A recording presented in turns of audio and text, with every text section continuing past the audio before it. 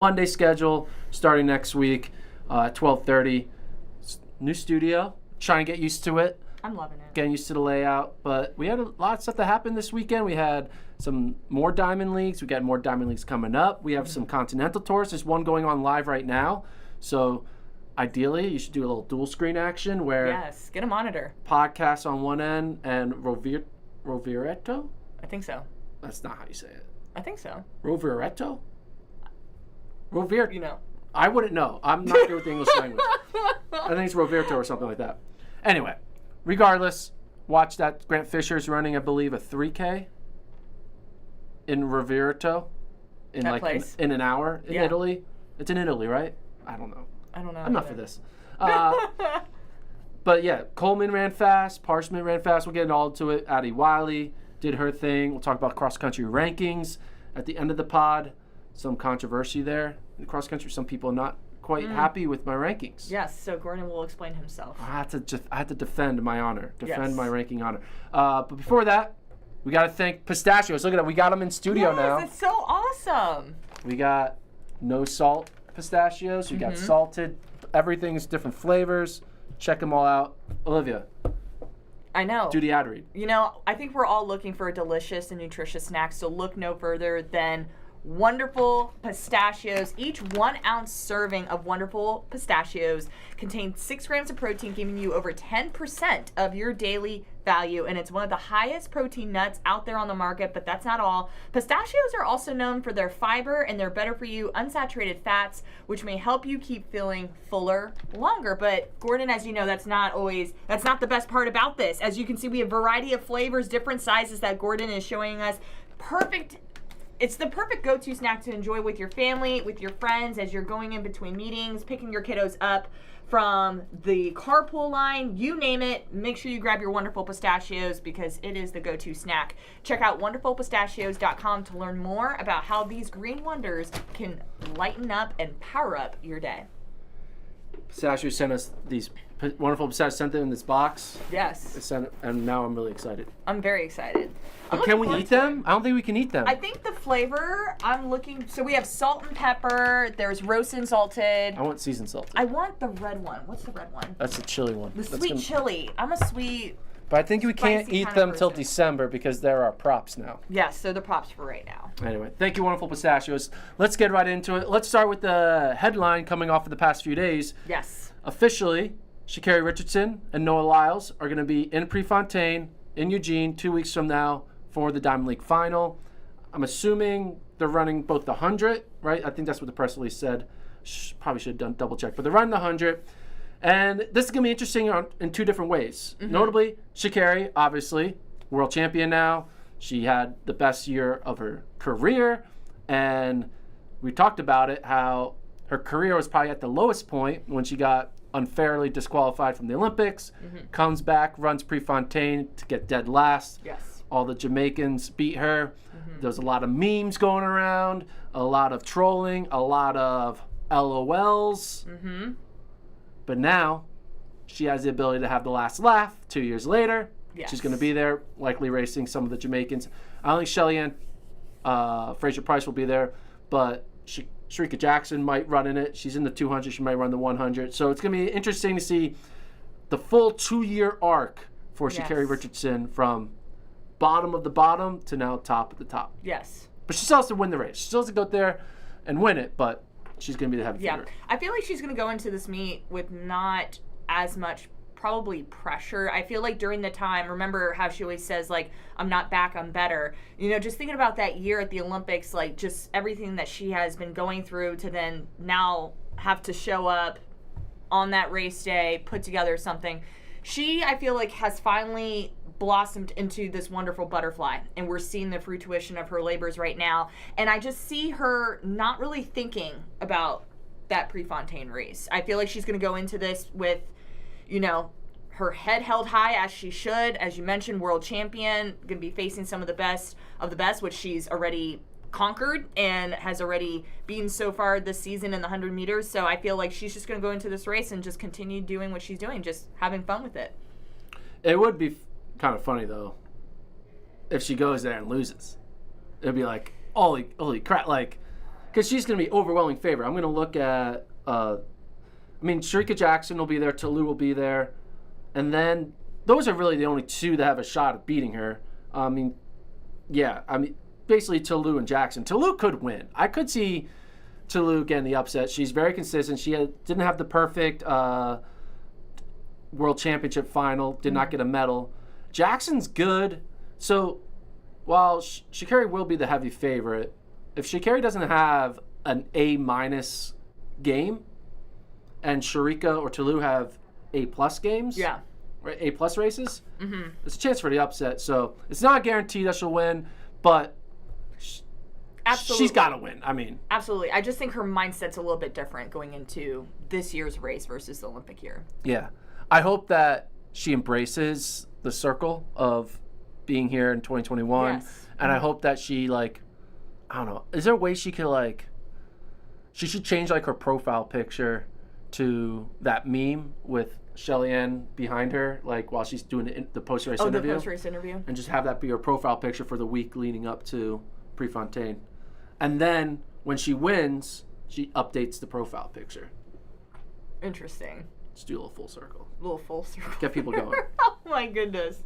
That's interesting. I kind of forgot about that meme, but I know what meme you were talking about. I wanted to make a t-shirt out of it. You did? I wanted to.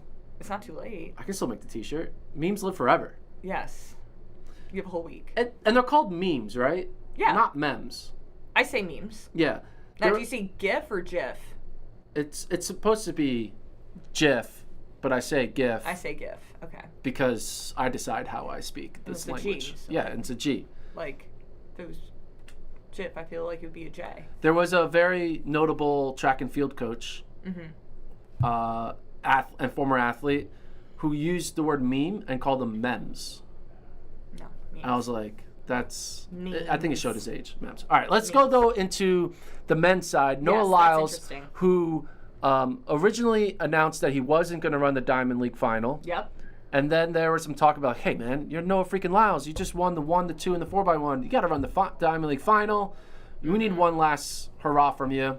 And he then tweeted out that he's actually running the Diamond League final. Mm-hmm. But then I did some little bit of research. And the thing is, Prefontaine is not an invitational.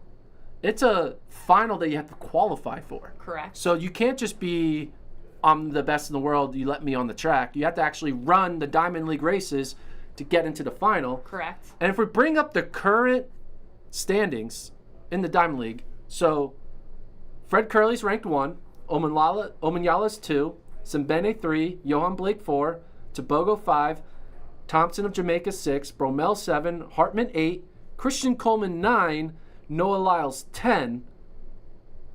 8 people make the final. So in order for Lyles to actually be on the track, he needs 2 guys ahead of him to scratch. Yeah.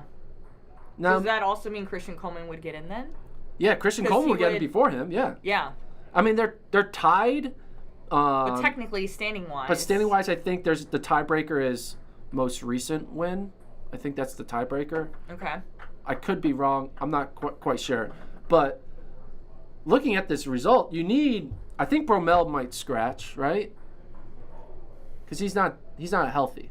Correct. So I feel like that would be the person I would eliminate first. So if Bromell scratches, that's still. You still need one other person to scratch. And it would be hilarious if Joshua Hartman from Germany gets into the Diamond League final over Noah Lyles because he finished 3rd in Sweden and 6th in Monaco. And because he has those 2 results, it's ranked higher than Noah Lyles. Now, the reason why we're in this situation is Noah Lyles only ran 1 Diamond League 100-meter dash. Correct. And Christian Coleman actually only ran 1 as well. They both won theirs. Most recent, though, like you said. And the fact that Coleman and Lyles only competed in 1 Diamond League 100-meter race. And they're about to be in a final. Shows how much the top athletes actually don't care about the qualification process. The fact that Noah Lyles is like, I'm just going to run 1.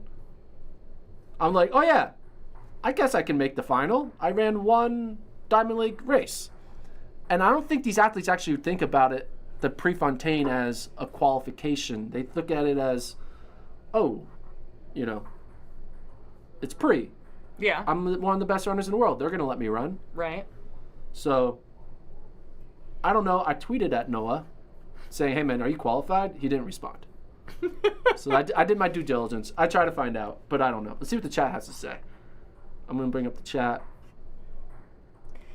I don't know. I think it's just, yeah, it's just interesting because, like you said, it's not. Because at first my brain was like, maybe it's because he was the world champion, but that's a completely different area. Like, that doesn't even impact, like, who makes it into this final. That was my only reasoning. I was like, maybe they're just going to sneak Noah Lyles in because of that.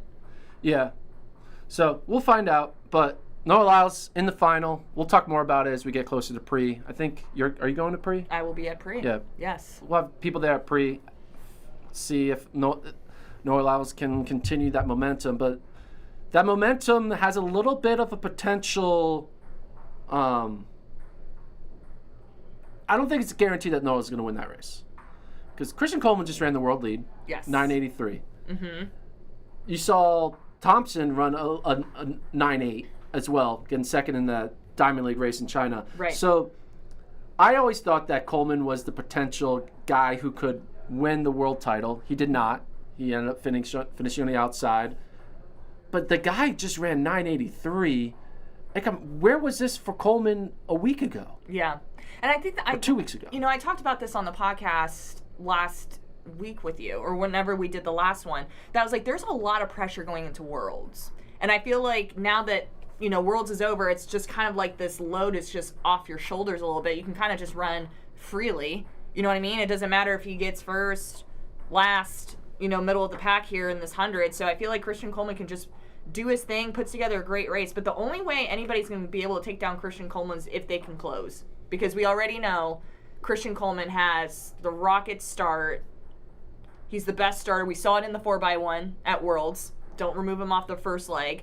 So in order for anybody to take Coleman down, you got to be able to close. And Lyles can close. Right. He figured it out. He figured out be in the mix with 50 meters to go, and then you can win it. But it's just interesting seeing the way the end of the season has kind of unfolded. Yeah. Coleman just didn't time his perfect peak at the right moment, because now he runs 983. I could see Coleman winning the Diamond League.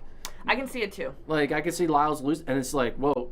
Because Lyles, let's remember, yes, he's the 100-meter world champion, but he lost a bunch of 100 meters. Yes, that is very true. He was not like a dominant 100-meter figure. He was dominant in the 2, but he wasn't dominant in the 1.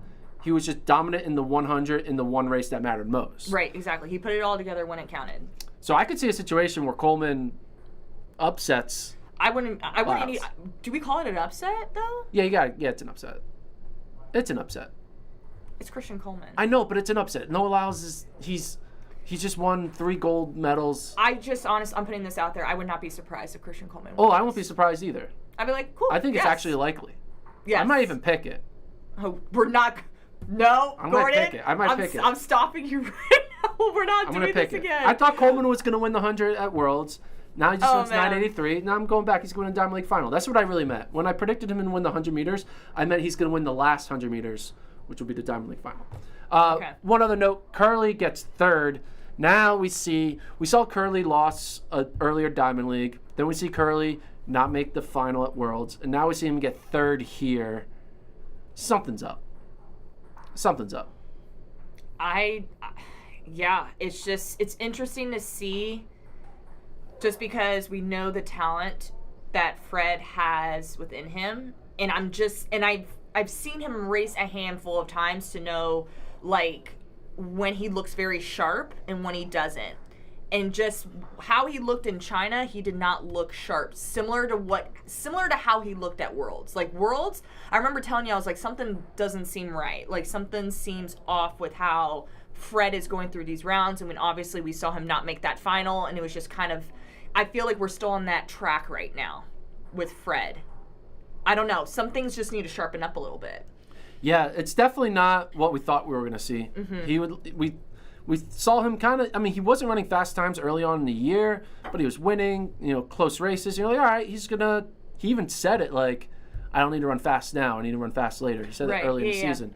So, but maybe there actually was something going on that he was confident that, like, hey, just give me a couple months and eventually I'll be firing on all cylinders. And it just didn't happen. Now, maybe he also could just like be a gamer and show up in that Diamond League final and get the win. I mean, that would be interesting if Fred Curley were to win the Diamond League final over Noah Lyles, and then you could be like, all right, head to head. If Fred Curley is 1-0 against Lyles, what does that mean? That's why it gets really interesting after World Championships, because now you're thinking, dang, if Fred Curley was in this final, how would have Worlds turned out to be? You know what I mean? What's Fred Curley's record? Did he race Lyles at all this year in the 100? I'm gonna look it up. I'm not too sure, but yeah, it just gets really interesting once we get like meets after World Championships, and like you're just expecting the people at Worlds who are, placing and winning, that the next race that they win or go to, you're expecting them to give you the same exact race, but each race is going to be different. Yeah, so Curley and Lyles have yet to race in the 100 this year. This will be the first time. So Curley could walk away, be like, I'm 1-0 against the world champ. Okay. Which makes me technically the world champ. In order for that to happen, like, Fred needs to put the best race of his whole entire season on the line. For sure. In Oregon. Like, best start, because, again, you're going to have Christian Coleman. You got to be able to have a great finish. Like, all the pieces literally need to fit. Actually, Fred Curley's lifetime, 4-0 against Noah Lyles in the 100-meter dash. Okay, so... Can he make 5-0? Can he make 5-0, or is he going 4-1? 4-1. I like how I was so high on Lyles. Like, all right, he did it. He proved us all wrong, and now he's 100% the fastest man in the world. But now I'm flirting like, hey, maybe Curley will beat him, go 1-0. Hey, maybe Coleman's going to beat him and get the last laugh. It's hard for me to like stay in love with the one athlete at the top. I'm always like, maybe I we'll almost lose. Do you feel like the World Championships was a fluke almost? Like it was just that one race? No. For Noah? No, I don't think it's a fluke. In the 100. No. I mean, you can say any race is a fluke. I think it's also disrespectful to call something a fluke. Yeah. But flukes are real, but they're also mean to say because, I think that, I say that in all sports. I mean, it's a fluke that Kansas City beat the Eagles. Like, the Eagles should have won the Super Bowl. It was a fluke. But that's not what happened. Right. Flukes aren't what is recorded in the record books. That'll be fun, though, if we looked at all of our 100-meter champions and 200-meter champions, and we got to just say fluke, not fluke, fluke, fluke, not fluke, not fluke, fluke, fluke. And reorganize it? Reorganize it. We should just, we shouldn't even have races. We should just decide who would have won. Okay, so are you calling right now in this 100 meters Christian Coleman? Like, who's your pick? I think Coleman. Okay. Coleman's ready. He did this thing after the China win, which is an homage to what Lyles did, which was an homage to what Bolt did. And then Bolt's just sitting back being like, I'm the fastest man in the world, so whatever. So I'm excited for that. We'll talk more we'll preview that as we get closer to Prefontaine. Other sprint news, Hansel Parchment ran 12:96 in the 110 hurdles, beat Holloway. Holloway actually got third. Roberts got second. Mm-hmm.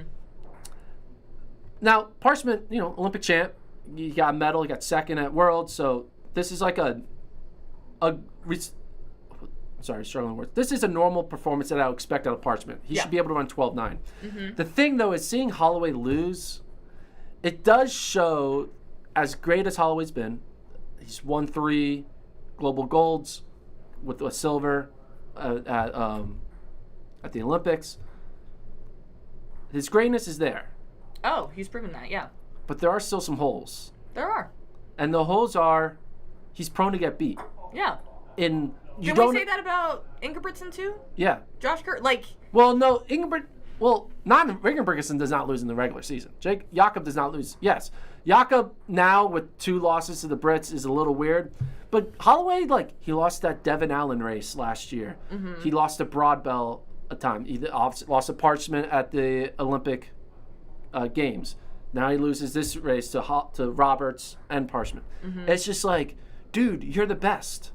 You can run 12:9 in your sleep. Mm-hmm. You've won 3 global golds. Why do you keep on having these weird upset moments that we can never predict? How does he lose his race? Parchment and Roberts just were that much better that day. Well, maybe Holloway was where he was supposed to be, but they just did a little bit better. No, I don't think that. I think Holloway We're underperformed. talking about an Olympic champion here. I think Holloway underperformed as opposed to Parchment overperforming. Okay, that's fair. Every time Holloway loses, it's an underperformance. It's not an overperformance from the goodness. competition. Okay. Well, I feel like I said earlier, that each race is going to be completely different. We don't know what was going on with Grant going into this race. Yeah, I mean, it's in China. It's travel. He's like celebrating winning 3 golds. It's like, yeah, he did it when it counted. Yeah, Like World Championships he did not is care like about the losing. end game. Which kind of just ruins. And that was it. That kind of ruins though the point of these races, because Holloway's talked about like this. just not. We talked about it. focused. It just should be World Championships. Yeah, And like that's it. that should be it. We should stop. End the podcast.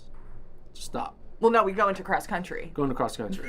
We don't stop the podcast. Don't stop the podcast. We just switch seasons. Yeah, just switch seasons. Yes. So, but my reaction there is that Holloway, as great as he's been, and as great as he continues to be, he's prone to be beat, Yeah. which is weird. Typically greatness doesn't lose, but Holloway finds ways to lose these random races here and there. And man, I know for sure he does not want to lose next year, because Oh no. if he goes on winning every world championship but losing every Olympics, that'll be like the worst. Oh gosh, I don't wish that upon anybody. Yeah, no. That's tough. What if he? That's really hard. Imagine winning every single gold at a World Championships. Then you get to the Olympics. And then he wins in 2025, so he'll have 4 golds, and then he wins in 2027, 5 golds. Then he loses in 28. No, So I he'll don't go- wish that. I'm not putting that out there. He'll have 5. I'm not. He'll have 5 No. golds and 3 silvers, and those 3 silvers are all at the Olympics, and the 5 golds are at global. Even though it's the exact same race, there's no difference. It's the same people. It's just a different year. Anyway, That would hurt. that would suck. Would you rather have 5 global golds, world championship golds, and 3 Olympic silvers, or 3 Olympic golds and that's it? Oh, that's hard. 3 Olympic golds I would say 3 Olympic gold. over 5 world championship golds and 3 Olympic silvers. Actually, no. It should be, yeah. Because I feel like if I was to get the golds at the World Championships and silvers at the Olympics, Olympics. at least I'm showcasing that I can make a team every single time Yeah. and I can medal every single time. But when you talk to the average person on the street, they'll be like, "Oh, you never won the Olympics?"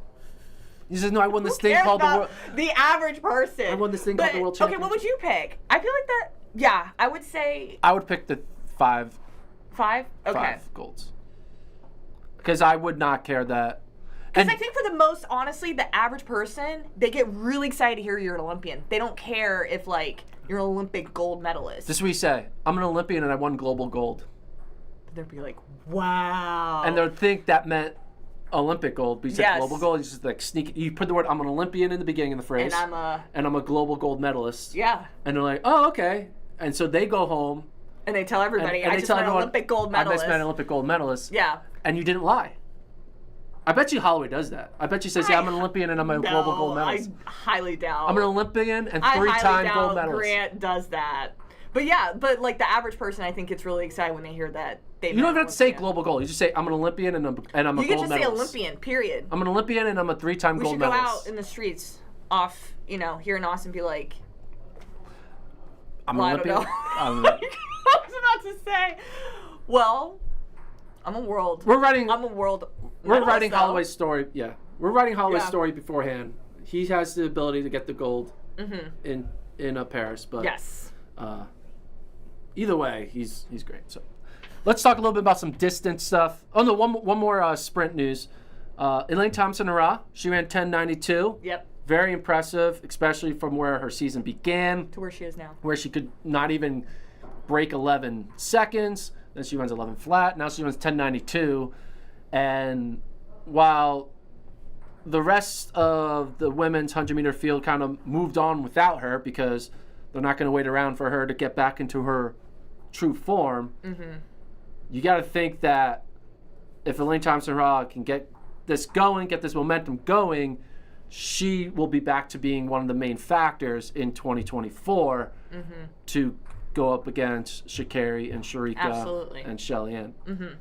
I mean, do you think that this is sign that 2024 for her is going to be a good year, or do you think we still have yet to see enough for her to be in that 10-6, 10-7 world? As we know, a lot can happen in a year.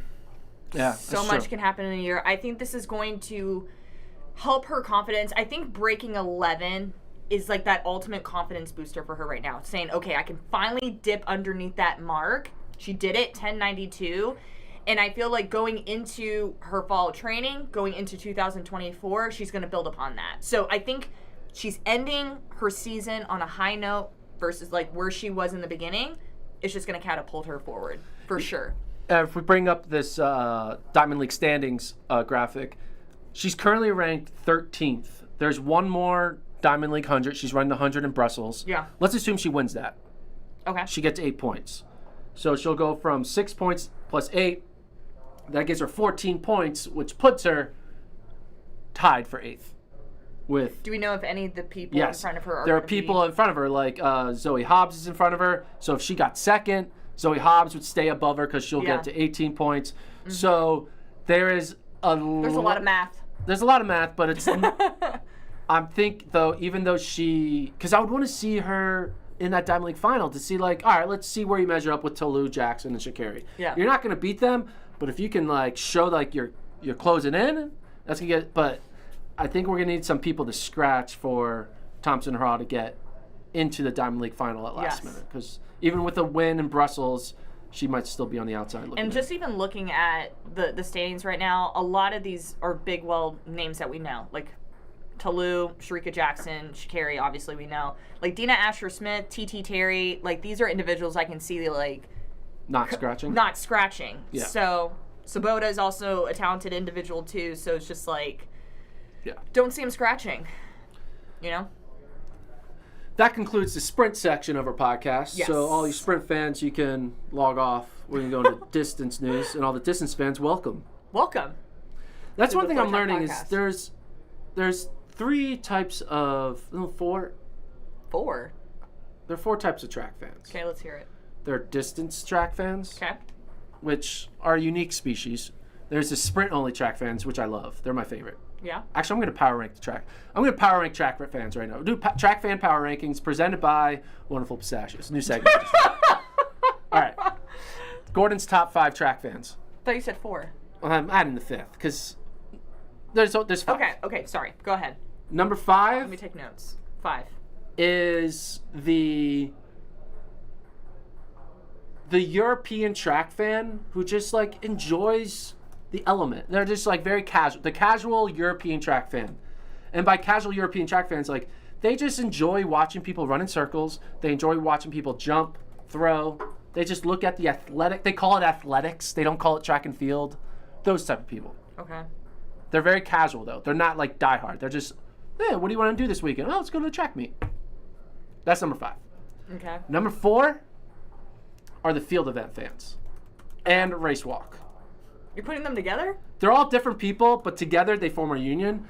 And they are great fans because they're dedicated to one specific event, like their diehard shot put or their diehard javelin. They really go all in on one specific event.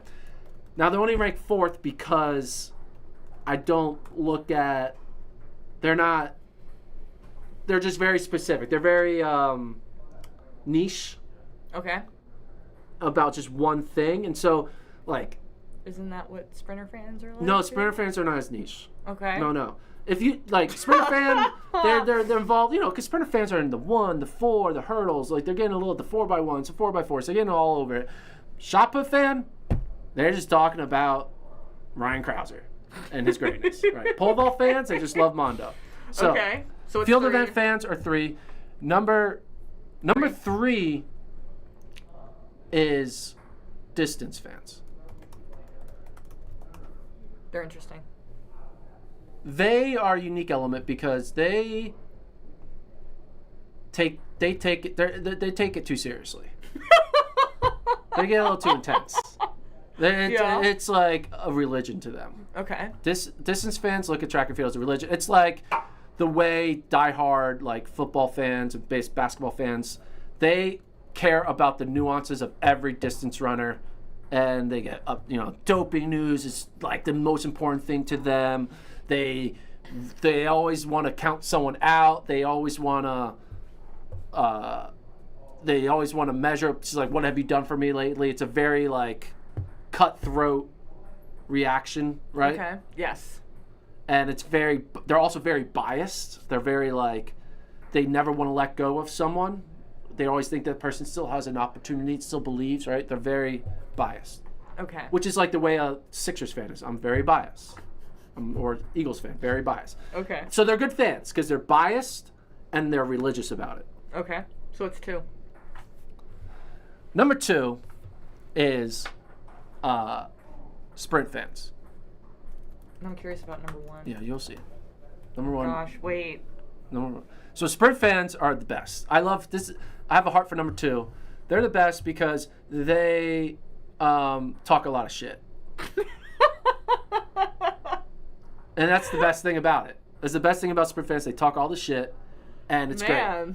They're passionate about it, and they'll talk shit, get proven wrong, and then the next day they're back to talking shit again. Okay. They don't let losses affect them. Like, whatever.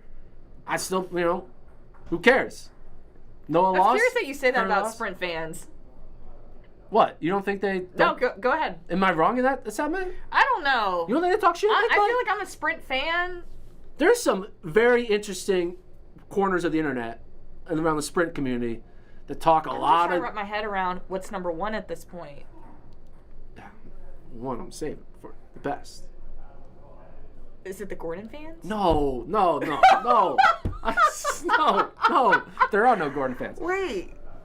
Okay, so to recap. So European track fan, casual, they enjoy it. They enjoy it. 4, you have it with race walk, field events. They're very like in tune. They're with really their niche. committed to an event that's not as popular. 3's distance fans. Because they are biased and religious. Okay.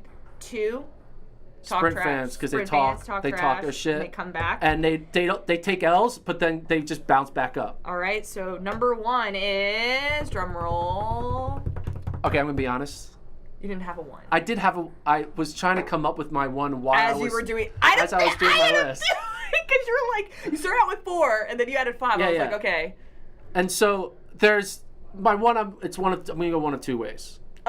1 should be like the Hayward Field fans, because those are like, I feel like they're a combination of all of. Yeah, but they're a little. people. They're like, come on, a little obnoxious. They're like, oh, So Hayward Field. Yeah, they but are they're like diehard elitist. track and field Yeah, but fans. I don't like the elitist of it.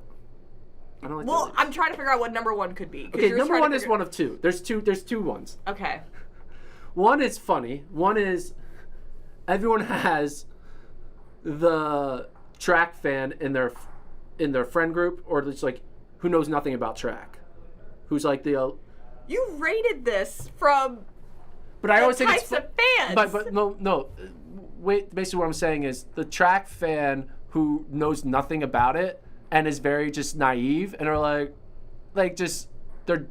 I'm tossing that one dumb. out. Tossing that one Yeah, out. What's the other one? Okay, yeah, we should toss that one out. I just think it's funny when I talk about track with someone who doesn't know anything about track, and it's like it feels like talking The to a toddler. conversations are definitely interesting. Yeah, and it's enjoyment Like for me. explaining a 400 meters to someone is quite interesting. Yeah. I'm like, when people ask me what event did I do, I'm like, okay, 400 meters is 1 lap. Yeah. I did 200, so half of that. Yeah. And then they ask you what your mile time is. Yes, then that's the next question. What's your mile I time? think it's fun to have those conversations. It reminds you that our sport is niche, and it's okay. Okay, wait, what was the other one? Oh, so the real number 1? Well, no, you said you had a 2. You said a second number 1. Yeah, second number 1. What was the other one? Because we tossed out the. So it's a subset. Fans. It's a subset of the sprint fans. It's the Jamaicans. I think we should just have Hayward Field fans. It's the Jamaicans. Okay. It's Jamaican. Jamaicans. Okay. Yeah. Okay, that one can stay. Yeah. So because they are number 1. They are what And I'm all putting track fans should be Hayward- like. Hayward Field fans. No, Hayward Field fans should not be on the list. This is my Well- list. I made the list. This is the Gordon Mack presented by Wonderful Pistachios list.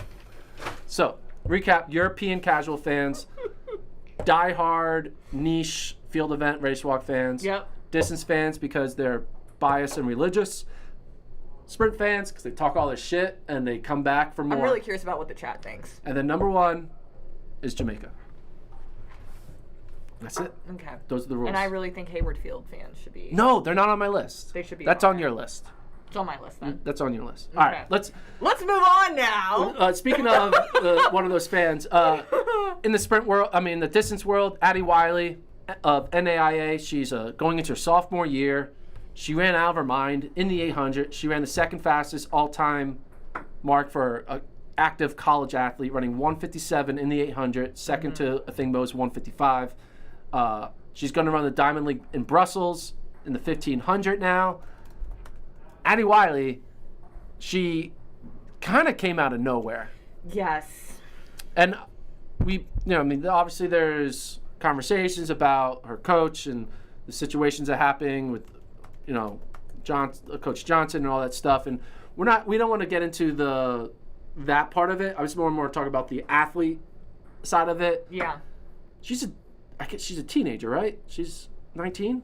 She's probably 19, I'm assuming. I don't think she's turned 20. She just ran 157.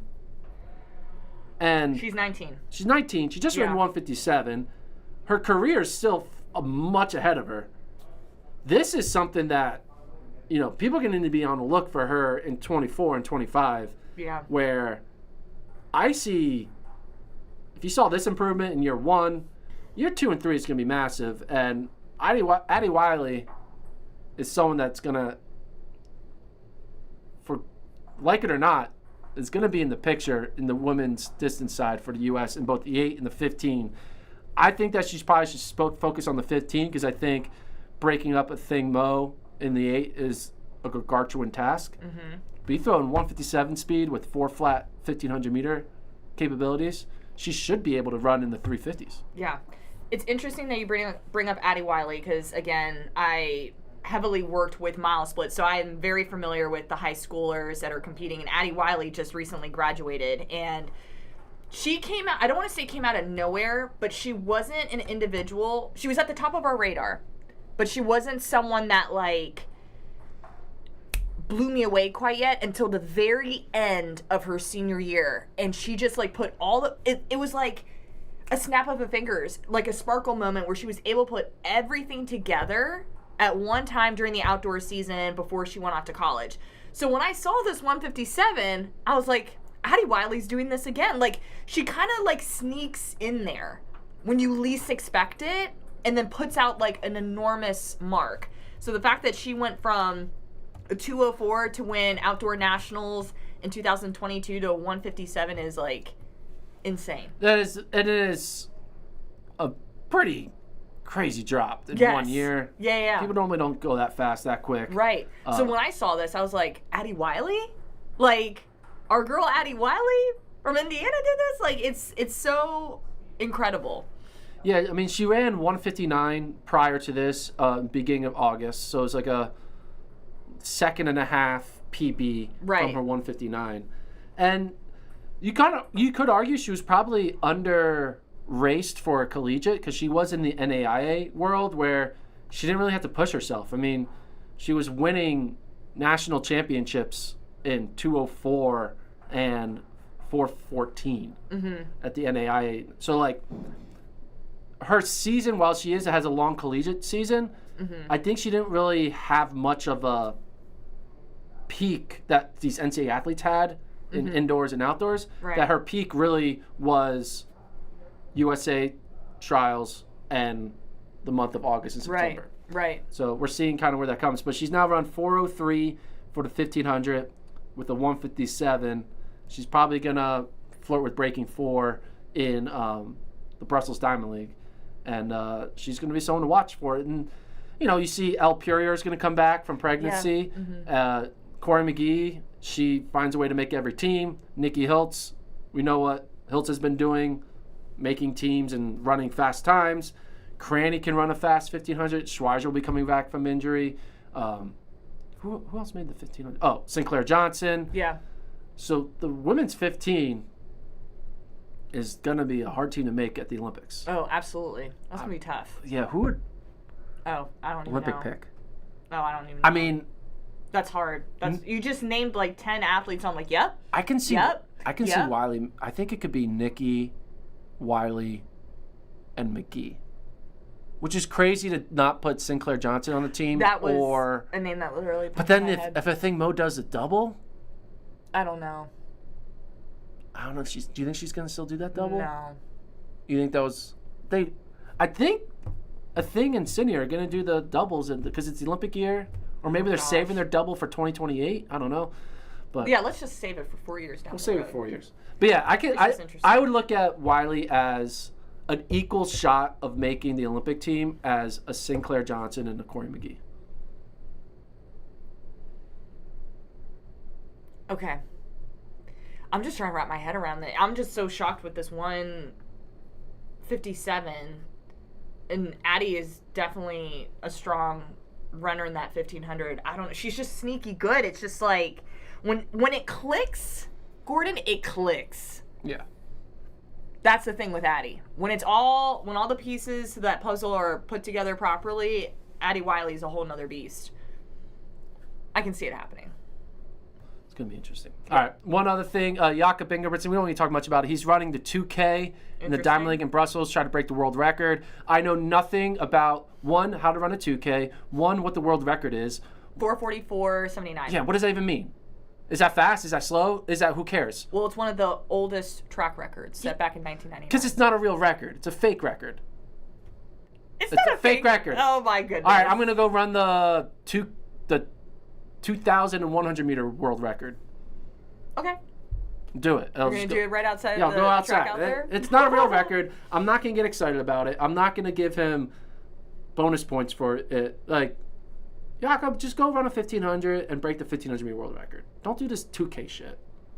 Well, he wants to do a 2K. Literally 2K. This is like a video He wants game. to do a 2K. Why? Let the man do a 2K. Do you think he's going to walk around and...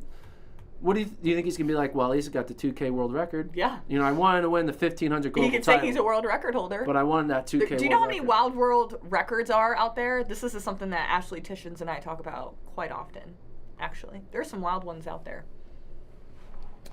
Anyway. Moving on, should we talk cross country? Let's talk some cross country before we sign off. Now, cross country season really doesn't start yet. I mean, technically, it started this past weekend.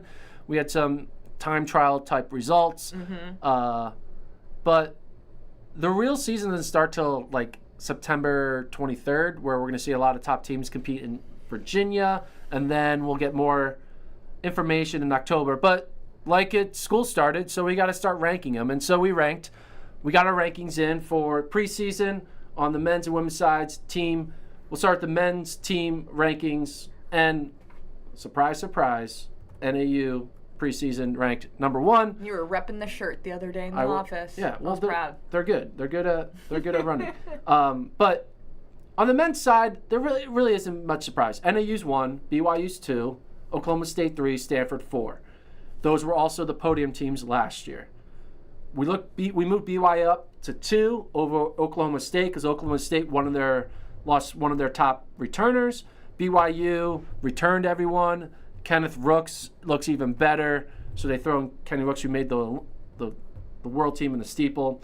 BYU will be NAU's number 1 challenger, and I don't even think it's going to be close. I don't think Oklahoma State or Stanford will be in the mix with NAU and BYU. This is going to be a repeat of, dare I say it, the 2019 season where NAU lost.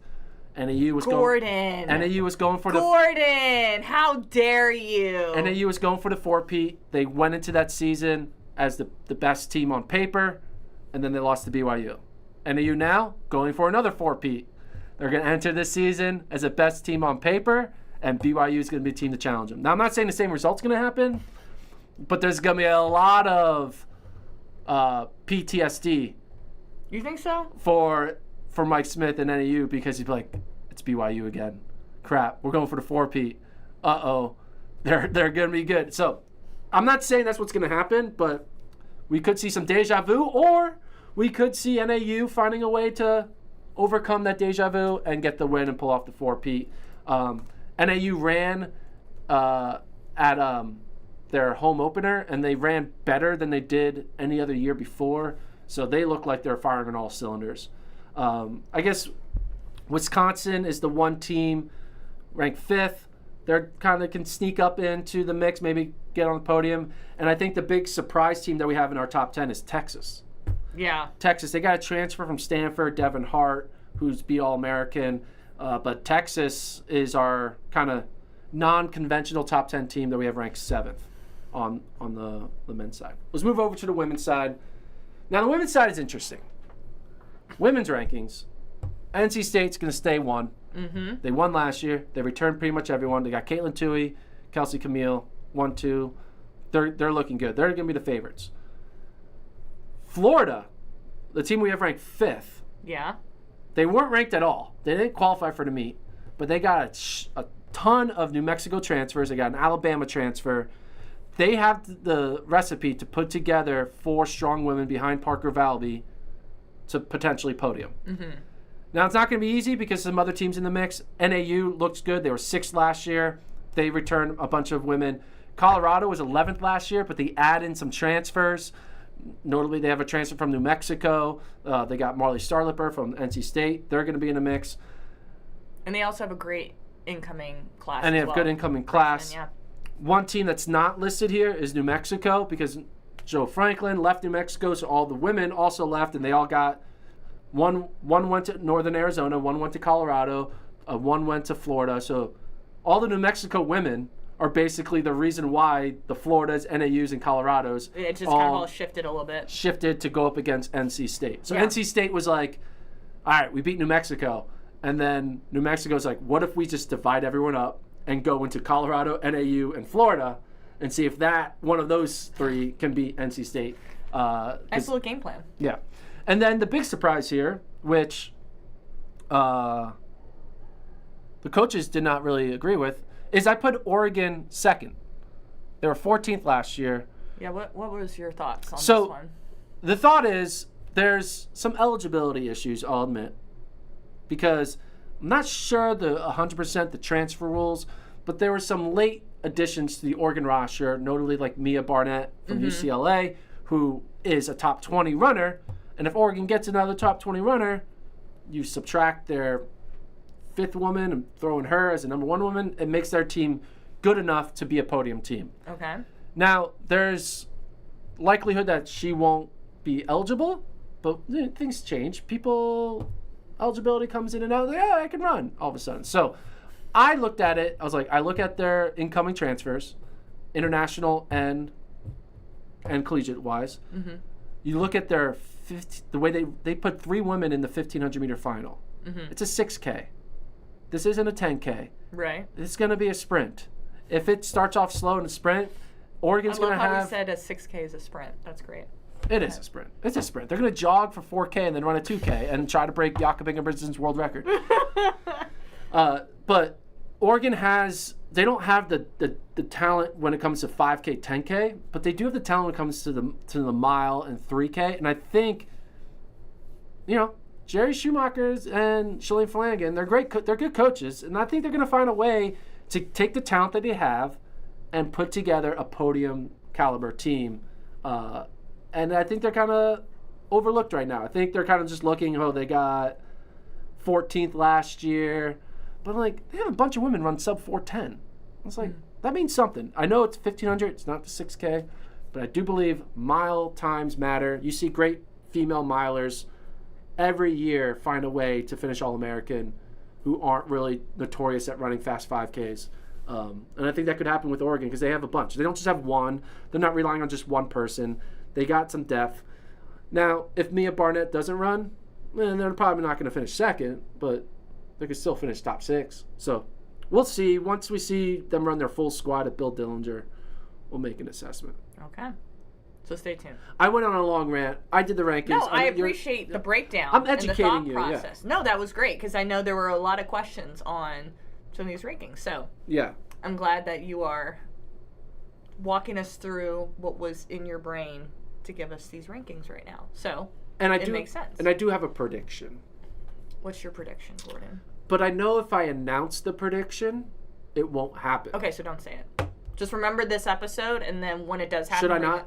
And then be like, hey, Liv, remember that episode where I told you something was in my head and I didn't want to say it? Don't say it.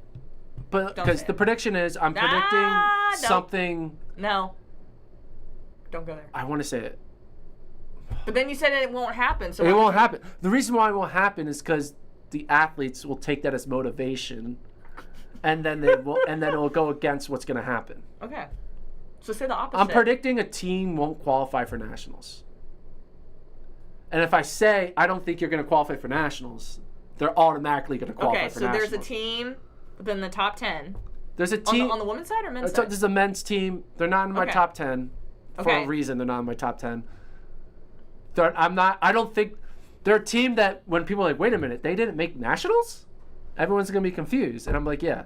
Okay, so cool. But if I say it, they're going to hear it, and it's going to be posted board, and then they're going to make nationals. We're good. Okay. So maybe you did just enough. But here's the thing. You did just enough. Is it wrong, though, if I don't say it? Because that means I'm not helping them. I should help them and tell them that I don't believe in them. No, because I'm curious. I want to know. But I don't want to know right now. I want to wait till we'll keep this a secret. November, and then you hit me with... I should write it down. How can we prove that I... We'll write it down, we'll date it, and then... I'll put it in an envelope. We'll make an envelope next podcast. We'll seal it. And then we'll open the envelope of the team. Perfect. Let's do that. Okay, we'll do that. So be prepared. Yes. All right. Thanks for listening. Like and subscribe. Tell your friends about it. We appreciate you listening. Get some wonderful pistachios. Because these flavors look incredible, and I'm also hungry, so I'm ready. And we'll be back on Monday, 12:30. React to Brussels Diamond League. Get ready for Prefontaine. More cross-country news and stuff like that. Talk about the freshmen. Yes. We didn't even go into that. We'll talk about freshmen we think are going to surprise. Freshmen that we might think are not going to do well. Because that happens. That does happen. I was big on Colin Salmon last year. And then he didn't run well at cross. But then he ran well outdoors. So sometimes they don't put it all together in that first season. They need like a season or two to kind of get their feet wet. You know, transitioning to altitude can be hard for some of these athletes. So we'll see what freshmen we believe in and what freshmen we don't believe in. Okay. Which sounds harsh. But we don't believe in them as freshmen. We believe in them as sophomores and juniors. I'm glad you extended that response. Yeah. Because not every freshman is great. That's very true. They don't have seasons. There's it's part of the it's so challenging to go from the type of training you get in high school to then switching into the next level. It's always challenging. Yeah. Plus the course load of schoolwork is 20 times harder. It's a whole thing. It's a whole process, so I totally understand that. I guess this is good, but not good. But Yard Nagoose, freshman year, he finished 92nd at pre-nats, 24th at ACCs, which is pretty good, but probably about 19th in the region. Didn't even run at NCAAs. And look at him now. He's beating Josh on the world stage. Like so, you can have average or subpar freshman years and go on to be one of the great NCAA athletes. It does not define your whole season. So, like and subscribe. Thanks for listening. We'll be back here Monday, 12:30. Thanks to Amanda for producing. Best producer in the biz. Yes. Sorry, Tyler. I just, gotta see it how I say it how I see it. Is that what the phrase is? I don't know. I say it, maybe. Good night. Take care.